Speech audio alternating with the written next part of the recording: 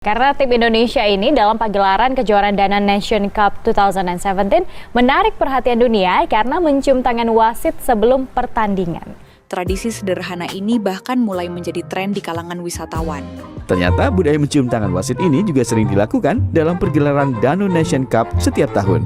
Tak ayal, aksi para anak bangsa ini membuat wasit tersenyum. Pernah nggak sih kamu ngerasa ada hal-hal di sekitar kita yang kelihatannya biasa aja, bahkan sering kita anggap sepele, tapi ternyata justru bikin orang luar negeri terkesima?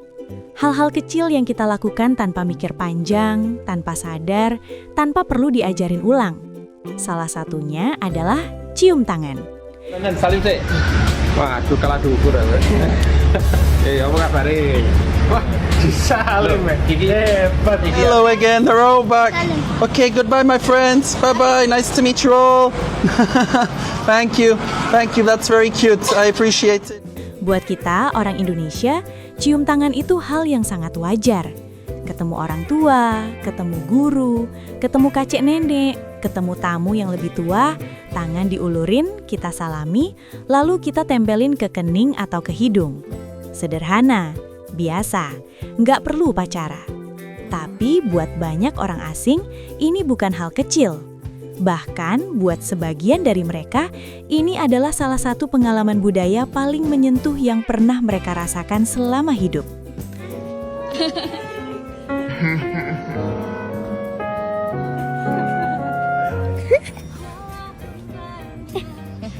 Saya lagi.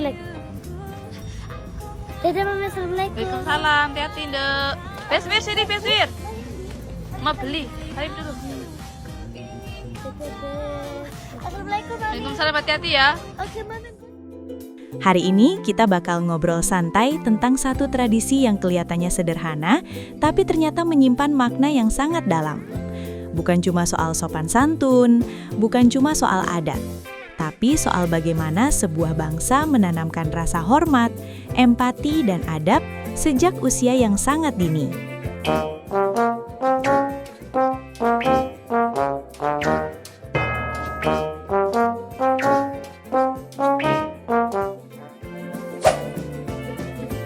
Kalau kita mundur sedikit ke masa kecil, hampir semua dari kita pasti pernah ngalamin momen yang sama.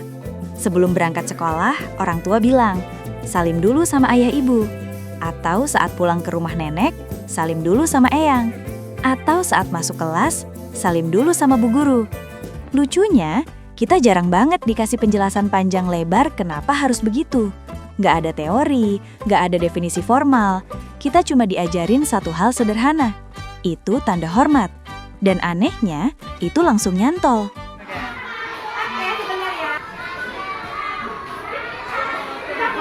Salim semua.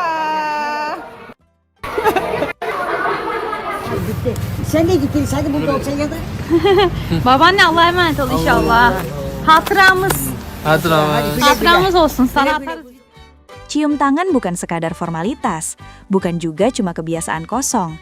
Di dalamnya ada pesan yang sangat kuat, bahwa di hadapan orang yang lebih tua, kita menurunkan ego, bahwa kita sadar ada pengalaman hidup yang lebih panjang dari diri kita, bahwa kita datang bukan sebagai orang yang paling benar, tapi sebagai manusia yang belajar. Ini bukan soal merendahkan diri, ini soal menempatkan diri. Dan hal kayak gini, di banyak budaya modern justru mulai menghilang. Makanya, ketika orang asing melihat anak kecil mencium tangan orang dewasa dengan penuh kesadaran, bukan disuruh, bukan dipaksa, mereka seringkali terdiam. Bukan karena kagum berlebihan, tapi karena mereka melihat sesuatu yang jarang mereka temui di tempat asalnya.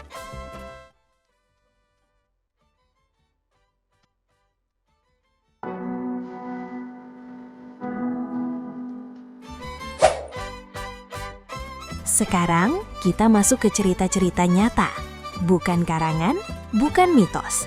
Cerita tentang orang-orang dari luar Indonesia yang benar-benar mengalami culture shock, tapi versi yang hangat. Kisah Jonathan dan Elisa Murdoch dari Amerika Serikat. Jonathan dan Elisa adalah peneliti pendidikan dari Amerika. Mereka datang ke Indonesia untuk riset tentang sistem pembelajaran di Asia Tenggara. Suatu hari, mereka berkunjung ke sebuah sekolah dasar di Bandung. Niat awalnya sederhana. observasi kelas, ngobrol dengan guru, lalu pulang. Tapi yang terjadi justru di luar ekspektasi mereka. Saat mereka masuk ke halaman sekolah, satu persatu murid menghampiri. Bukan cuma menyapa, bukan cuma melambaikan tangan, tapi menyelami mereka, lalu mencium tangan mereka. Kisah idol K-pop di Jakarta. Cerita lain datang dari dunia hiburan. Dalam sebuah acara di Jakarta, seorang idol K-pop bernama Minho hadir bersama rekan-rekannya. Setelah acara selesai, mereka bertemu dengan beberapa penonton, termasuk seorang bapak lansia. Tanpa skrip, tanpa arahan, Minho tiba-tiba menyalami bapak itu, lalu mencium tangannya. Gestur itu bikin orang-orang di sekitar terdiam. Dan yang menarik, rekan-rekannya ikut melakukan hal yang sama. Belakangan, Minho mengaku, fans di Indonesia mengajarkan saya arti hormat yang tidak dibuat-buat. Sekarang, kita masuk ke cerita yang agak lucu, tapi tetap bermakna. Namanya Haejin, pemuda Korea Selatan yang pernah tinggal di Jogja selama beberapa tahun. Selama di Indonesia, dia terbiasa melihat cium tangan. Awalnya heran, lama-lama terbiasa, sampai akhirnya dia pulang ke Busan. Hari pertama di rumah, dia refleks menyalami ibunya.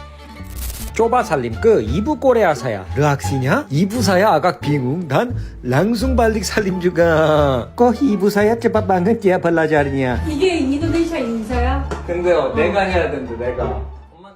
Setelah Haejin menjelaskan panjang lebar tentang makna cium tangan di Indonesia, ibunya justru menangis. Dia bilang, seandainya anak-anak di sini diajarkan mengekspresikan hormat dengan cara sehangat itu. Di Barat, salaman harus kuat. Kalau lemah, dianggap nggak percaya diri. Di Indonesia, salaman justru lembut, kadang disertai membungkuk. Buat orang luar, ini unik. Tapi justru di situ letak filosofinya.